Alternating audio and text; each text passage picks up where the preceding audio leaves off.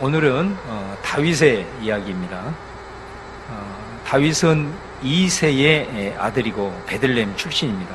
이새는 8명의 아들이 있었습니다. 어느 날 사무엘 선지자가 이새의 집을 이제 방문을 한다고 연락이 온 겁니다.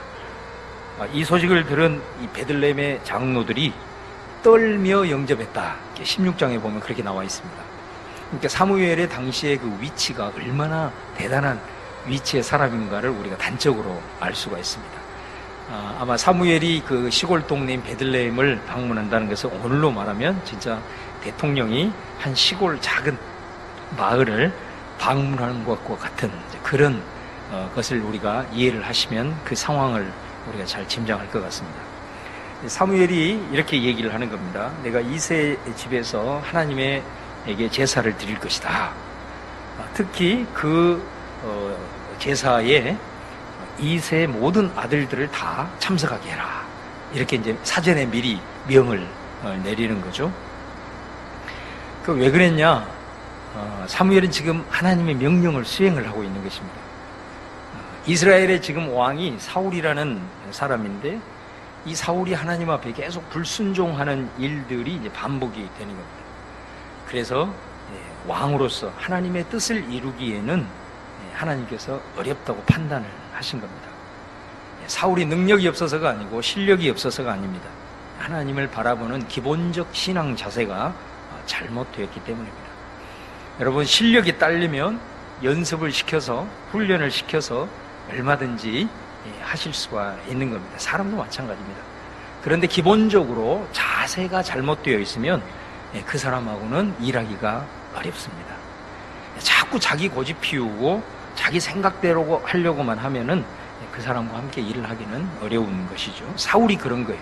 그러니까 사울이 능력이 없는 것도 아니에요. 대단한 사람이에요. 당시에 세울 때 사울은 이스라엘 백성들 중에서 제일 탁월한 사람이에요.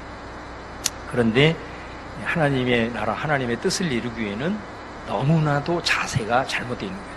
하나님 앞에서의 신앙, 가장 중요한 말씀에 대해서 자꾸 거역을 하고 의도적으로 거역을 하고 이런 기본 자세가 되지 않는 사울은 더 이상 하나님이 쓸 수가 없는 것입니다. 그래서 마치 인간이 엄청나게 타락을 했을 때 창세기 6장에 사람 지으신 것을 후회했다 그랬는데 하나님이 후회하는 장면이 여기에서 나오죠. 하나님이 사울을 왕으로 삼는 것을 후회했다. 성경에는 하나님이 후회했다는 표현이 거의 안 나오는데 바로 창조하고 난 다음에 인간이 얼마나 타락했으면 노아 홍수 때 이제 그 얘기를 하고 사울에게 그 얘기를 하고 있다는 겁니다. 그래서 이제 하나님은 새로운 왕을 이제 찾고 있는 것입니다. 그래서 바로 이새의 집에서 왕으로 기름 부은 자를 이제 선택을 하는 것입니다. 이거는 사무엘과 하나님과 나는 것입니다. 그래서 이제 이새 집에 방문해서 제사를 드리게 되는데 문제는 뭐냐면 8명의 아들 중에 7명만 참석을 한 겁니다. 막내인 다윗이 막내였는데 이 막내는 제사의 청함을 받지를 못한 것입니다. 이새가 이제 한 사람씩 사무엘 앞으로 지나갑니다. 사무엘이 이제 하나님이 택한 그 사람에게 기름을 부으려고 합니다. 그런데 첫부터 7째까지 싹 지나갔는데 하나님의 반응이 없는 거예요. 그러자 사무엘이 네 아들이 다 왔냐? 이리 물어보죠. 그러니까 막내가 지금 들판에서 양을 치고 있다고. 그래서 그 아이를 데리고 와라. 그 아이가 올 때까지 우리는 이 제사를 드리지 않겠다. 그래서 이 다윗이 오자 그 다윗을 보고 기름을 붓습니다. 하나님이 택한 바로 사람은 바로 다윗이었다라는 거죠. 그러니까 여기서 이 기름을 붓는다는 것은 장차 다윗이 이스라엘의 왕이 될 것이다 라고 하는 일종의 대관식과 같은 것입니다. 사실 엄청난 일이죠. 다윗이 사울을 이어서 하나님이 택하시는 왕이 되었다는 거예요. 여러분, 구약에서 이 기름 붓는 행위는 사실은 아주 중요한 의미가 있는데 그 아주 가장 본질적인 의미가 뭐냐면 이 사명과 관련이 되어 있습니다. 기름을 붓는다는 것은. 그래서 구약에서 하나님의 말씀을 대언하는 선지자, 그 다음에 하나님의 백성들을 통치하는 왕, 그리고 하나님의 성전에서 사역하는 제사장, 이 세 부류는 반드시 기름 부음을 받습니다. 그래서 하나님이 부르시고 임명했다라는 그런 의미입니다. 그래서 이 부르심에는 하나님이 불러서 기름을 붓는 것은 바로 그가 감당해야 될 사명이 있는 것입니다. 그래서 선지자에게는 말씀 대언을, 그 다음에 왕에게는 통치하는 것을, 제사장은 성전에서 이스라엘 백성들을 하나님과 연결시켜주는 중보자의 이런 특별한 그런 사명이 있는 것이죠. 그래서 여러분, 하나님께로부터 기름 부음을 받았다, 기름 부음을 받은 자, 이걸 히브리어로 메시아라 그럽니다. 메시아. 메시아를 헬라어로 번역을 하면 뭐가 되냐? 그리스도가 됩니다. 그러니까 이 그리스도나 메시아라는 것은 기름 부음을 받는 자, 그런 뜻이 됩니다. 그러니까 우리가 예수 그리스도 그러잖아요. 그러니까 예수는 이름이에요, 이름. 그리스도는 뭘까요? 칭호예요, 칭호. 그러니까 예수는 그 예수라는 정체성을 말하는 이름이고, 그리스도는 칭호, 즉 예수님이 어떤 일을 하시는가를 보여주는 겁니다. 그래서 예를 들어서 저에게도 윤석이 목사, 그러면 윤석이는 이름이고 목사는 칭호예요. 그러니까 칭호는 뭐예요? 그거를 보면 이 사람이 무슨 일을 하는 사람이구나 알듯이, 예수 그리스도는 그리스도가 칭호예요, 칭호. 그래서 우리는 예수 그리스도 이렇게 부르는 거예요. 그래서 원래는 예수는 그리스도다, 이제 이런 의미가 되는 거죠. 그래서 예수님이 바로 그 그리스도, 기름 부음을 받는 거예요. 예수님이 어떤 기름을 받았느냐? 구약에서 특별히 하나님의 일을 감당하기 위해서 기름 부음을 받았던 이 세 가지 직임을 가진 게 예수님이십니다. 그래서 예수님은 하나님의 말씀을 선포하는 선지자, 이런 직임이 있는 거예요, 예수님에게는. 그리고 예수님은 온 땅에 만왕의 왕이라는 직임이 있는 거예요. 또 예수님은 모든 죄인들을 하나님께로 인도해서 하나님과 연결시켜주는 중보자, 제사장의 직임이 있는 거예요. 그래서 그리스도라는 의미 속에는 이 세 가지의 예수님이 직임을 가지고 계시고 그것을 감당하는구나, 그런 의미가 되는 것이죠. 그러니까 다윗이 이제 기름 부음을 받았다라는 것은 그런 의미입니다. 이제 하나님으로부터 왕의 사명을 감당할 자로 부름을 받아 선택되었다, 이제 그런 말인 거죠. 그러면 왜 그 수많은 사람들 중에 다윗의 8 아들 중에 다윗이었는가? 그것도 막내인데, 사실 이 다윗은 이 식사 자리에 초대를 받지 못했지 않습니까? 그 말은 아버지가 생각했을 때 이 막내는 별로 존재감이 없는 게, 그죠? 그렇게 생각할 수 있어요, 우리가. 그런데 하나님은 그를 선택했다는 거죠. 하나님이 기름 부음 받을 자는 그 7 아들이 아니라 막내인 다윗이었다라는 겁니다.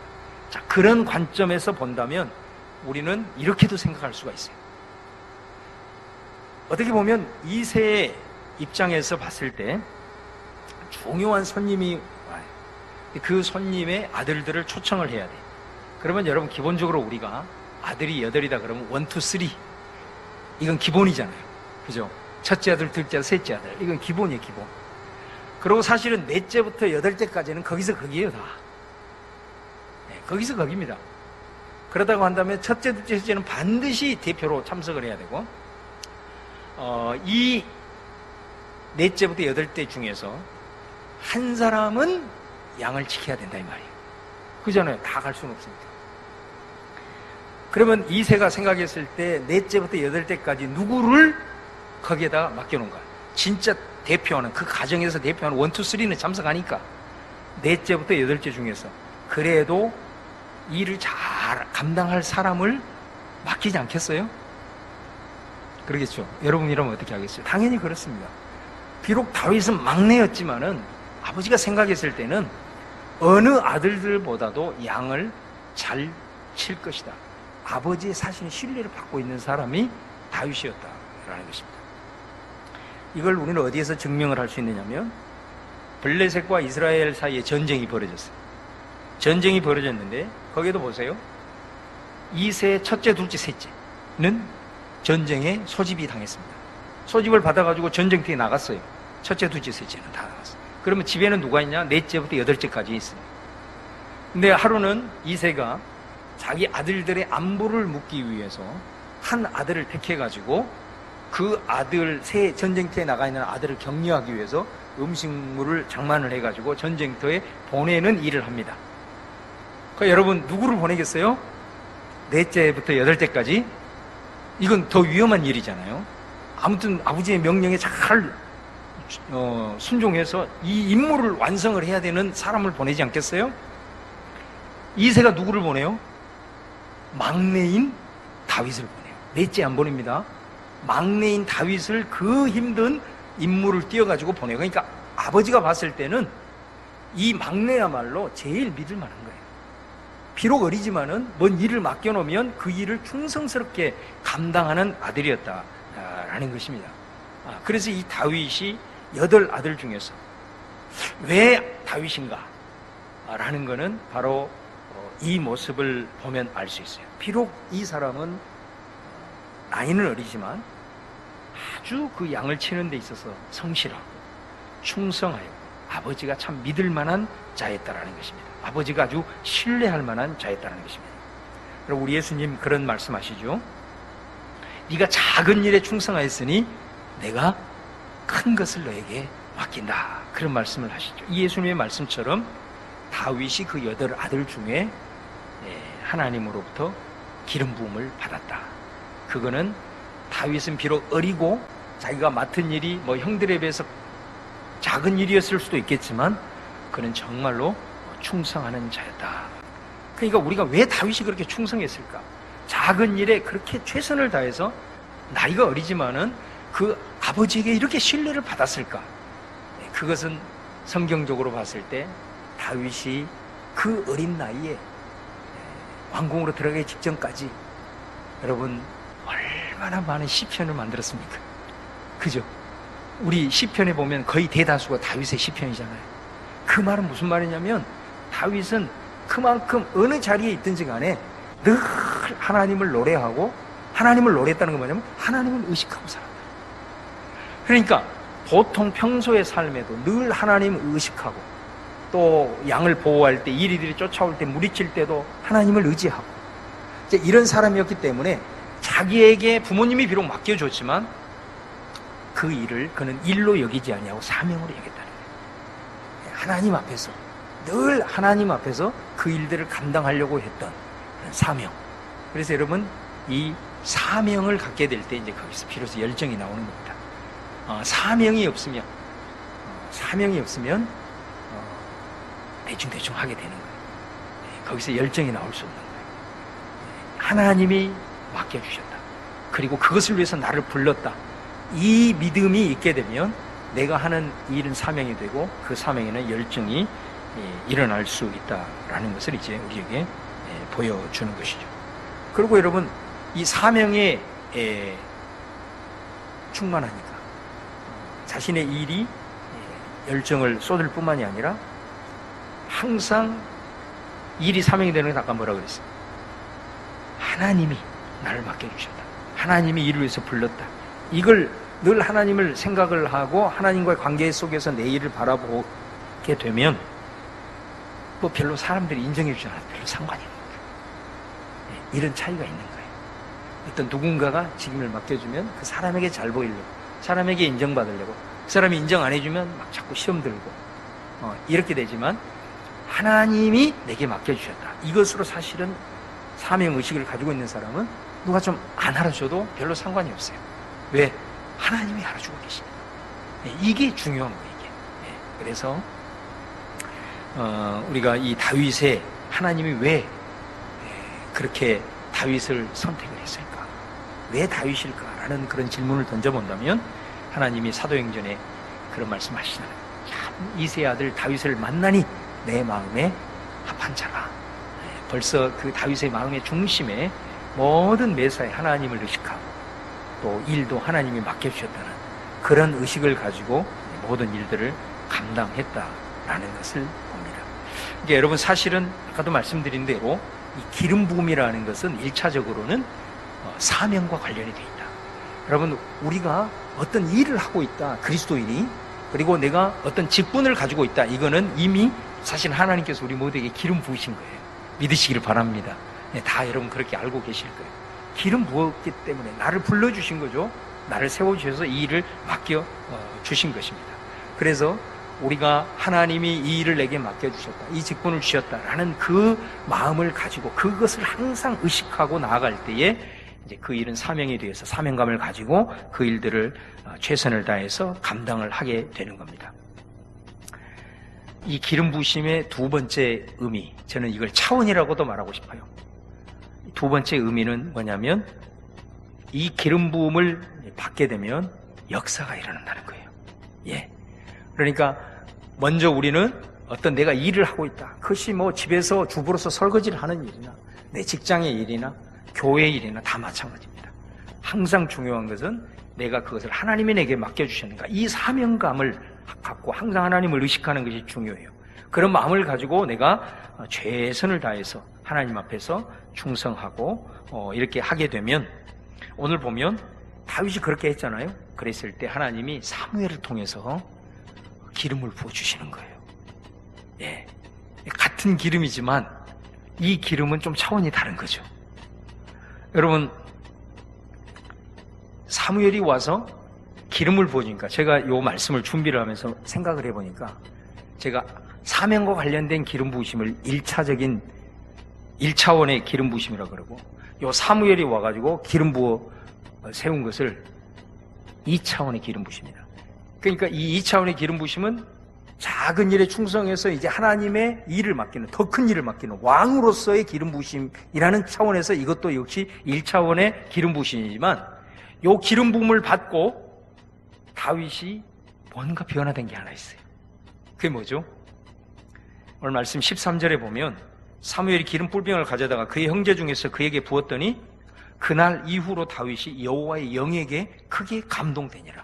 자, 이런 역사가 일어난 거예요. 근데 여러분, 사실은 다윗이 기름 부음을 받았을 때 바로 그 즉시 왕 된 거 아니거든요. 그 후로 최소한 13년 이상 후에 왕이 됩니다. 그런데 이 기름 부음을 받을 때는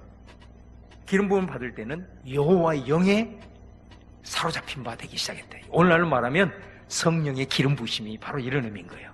오늘 우리가 읽었던 본문이 그런 내용입니다. 그러니까 이 찰나에 이제 사울에게 악령이 들어오게 된 거예요. 그래서 정신이 오락가락하게 되고 자기 감정을 컨트롤하지 못하고, 그러니까 요즘 말로 말하면 아주 심각한 좀 정신질환, 영적인 묶임 현상이 일어나게 되었다는 거죠. 그 신하들이 왕이 이렇게 되니 큰일이다, 왕의 마음을 안정시켜줄 것이 지금 우리에게 필요한데 어떻게 할까 하다가 자기네들이 토론을 한 거예요. 그래서 왕 앞에 한 사람을 세운대.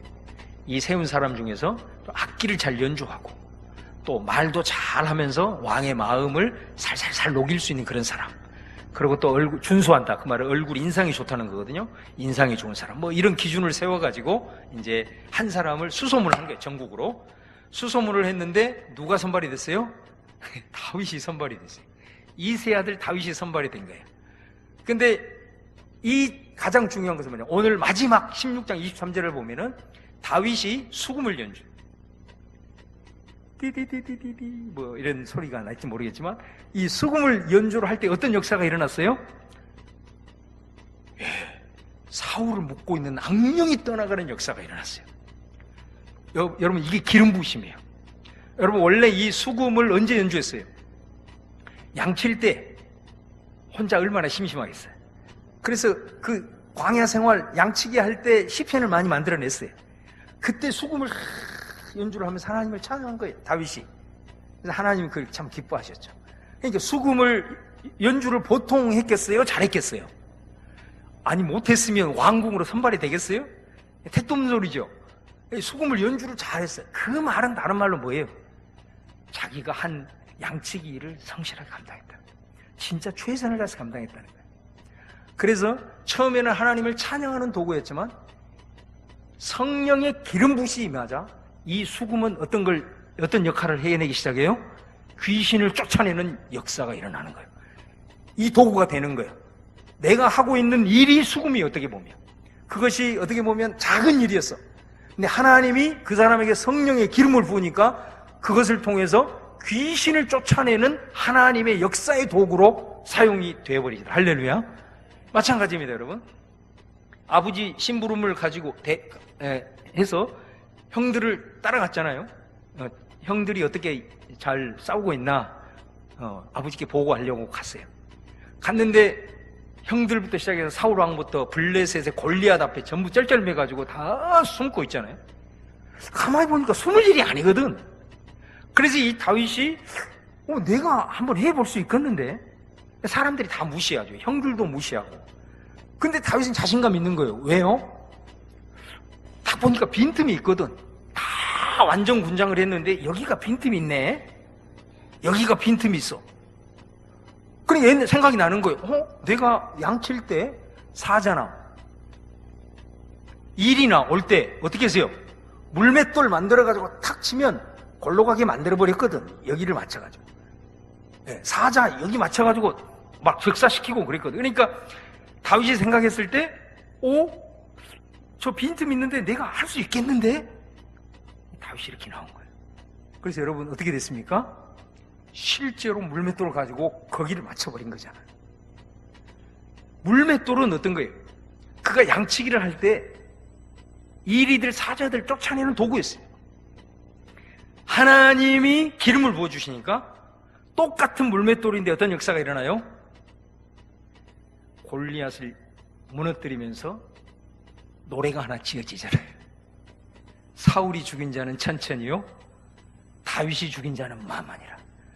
이스라엘을 구원하는 영웅이 되어버린 거예요. 이게 기름 부으심이에요. 하나님이 작은 일이지만 내게 맡겨주셨다는 사명을 가지고 하나님을 의식하고 충성을 하면 하나님이 기름을 부어주셔. 근데 기름 비워주면 수금이 찬양의 도구에서 뭐예요? 귀신을 쫓아내는 역사의 도구가 되고, 물맷돌이 한낱 이리를 쫓아내는 도구에서 이스라엘을 구원한 영웅을 탄생시키는 도구가 될 수 있는, 이게 성령의 기름 부으심이에요. 할렐루야. 여러분, 우리 여전도 교회 오늘 헌신 예배인데, 여기에는 또 우리 귀한 하나님을 사랑하는 하나님의 귀한 우리 일꾼들이 많이 있습니다.